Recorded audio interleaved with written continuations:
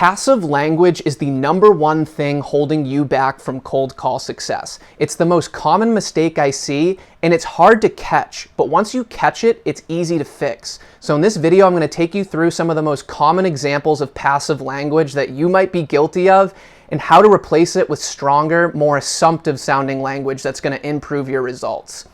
So what do I mean by passive language? Say you're on a cold call and it's going pretty well, and you feel like this is an appointment you can book, and now it gets time to ask for the meeting. Here's some examples of passive language that I commonly see people use. They'll say something like, "Would you be interested in meeting next week if you have time?" Or, "Great, are you possibly available next week? I'd love to set up some time to get introduced." Or, "Are you interested or open to meeting next week?"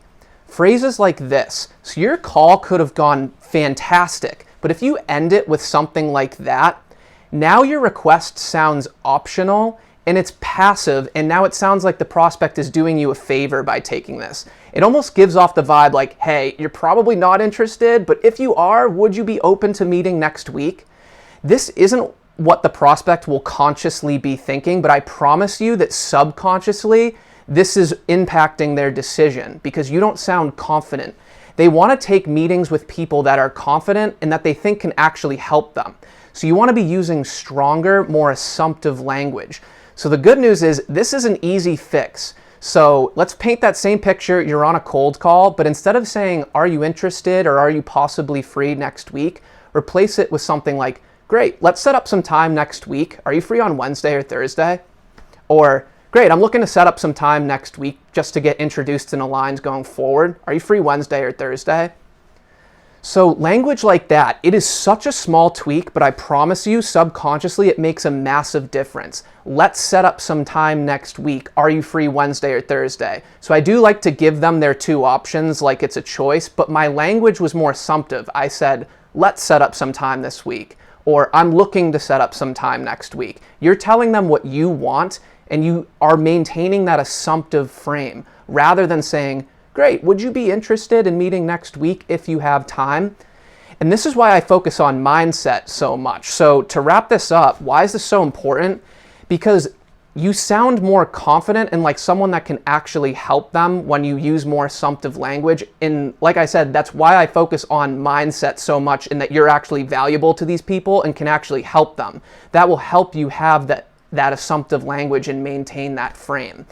So the other thing is small tweaks make a huge difference. So am I saying that you can't book a meeting if you say, "I'd love to set up some time"? No.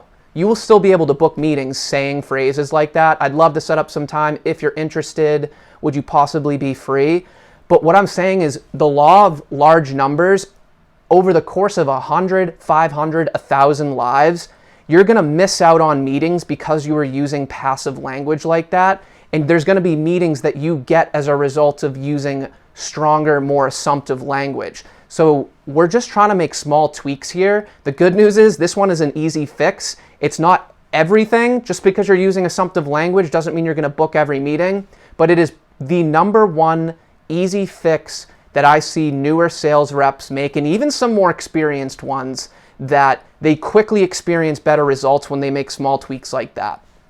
So let me know if you're guilty of any of these. I absolutely was guilty of many of these when I was new and learned the hard way through trial and error. So I want to save you that pain if I can. And let me know what you think. Good luck on the cold calls, and I'll see you in the next one.